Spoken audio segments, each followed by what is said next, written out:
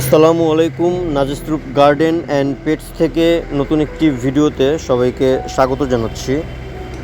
আজকে যে বিষয়ে মূলত ভিডিওটি শ্যুট করতেছি সেটি হচ্ছে ছাদ বাগানে আমার একটি গাছ যেটা খুবই পছন্দের, সবাই কিন্তু জানেন। এই গাছটি হচ্ছে কিং অফ চাকাপাত। এটা একটি আম গাছ এবং এই ভ্যারাইটিটা নিয়ে কয়েকটা ভিডিও কিন্তু আমার এই চ্যানেলে করা আছে। আর সবচেয়ে বড় কথা হচ্ছে আমার কিন্তু একটি প্লেলিস্টে এই গাছ সম্পর্কে বছরব্যাপী যে পরিচর্যার ব্যাপার স্যাপার আছে সেটা নিয়েও কিন্তু ভিডিও স্টেপ বাই স্টেপ করা।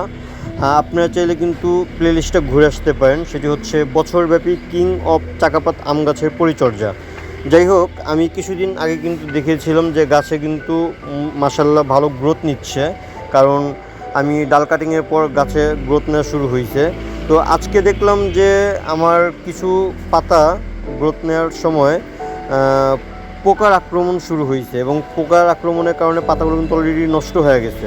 তো এটা দেখার পর আমি বিকালবেলা কিন্তু গাছে স্প্রে করে দিই, যে কোনো একটি কীটনাশক দিয়ে গাছটাকে আমি ভালোভাবে স্প্রে করে দিই। কারণ আম গাছের সবচেয়ে বড় ব্যাপার হচ্ছে পাতা, আর এই পাতাগুলো যদি আমাদের ঠিক থাকে প্রথম থেকে, তাহলে কিন্তু এই পাতা ঠিক থাকার জন্য কিন্তু আমাদের গাছটা কিন্তু অনেক দূর পর্যন্ত বাড়তে পারে। আর যদি পাতাগুলো প্রথম অবস্থাতেই যদি পোকার আক্রমণে নষ্ট হয়ে যায়, তাহলে কিন্তু গাছের বৃদ্ধি অনেকটাই কমে যায়। আর সেজন্যই কিন্তু গাছগুলো যখন নতুন নতুন পাতা ছাড়বে, এর জন্য কিন্তু সব থেকে কাছের বন্ধু বা শত্রু এই পোকাগুলা আক্রমণ করে। আর এজন্যই আমাদের কিন্তু পোকাগুলো দমানোর জন্য কীটনাশক স্প্রে অবশ্যই করতে হবে, যেটা আমি প্রথমে করিনি, 2 দিন পর করছি, আর সেজন্য আমার তেমন কোনো ক্ষতি হয়নি। যাই হোক, 2 দিন আগে আমি এই কীটনাশকটা স্প্রে করি, আর স্প্রে করার পর মোটামুটি আমার ওই সমস্যাগুলো সলভ হয়ে গেছে। এখন আর কোনো পোকার আক্রমণ হচ্ছে না, পাতা নষ্ট হচ্ছে না, নতুন নতুন পাতাগুলো এখন সুন্দর মতো অনায়াসে ছাড়তেছে। আর এই সময় যেহেতু গাছের এখন গ্রোয়িং স্টেজ শুরু হয়েছে, তো আমি একটু পিজিআর স্প্রে করে দিচ্ছি, যাতে গাছের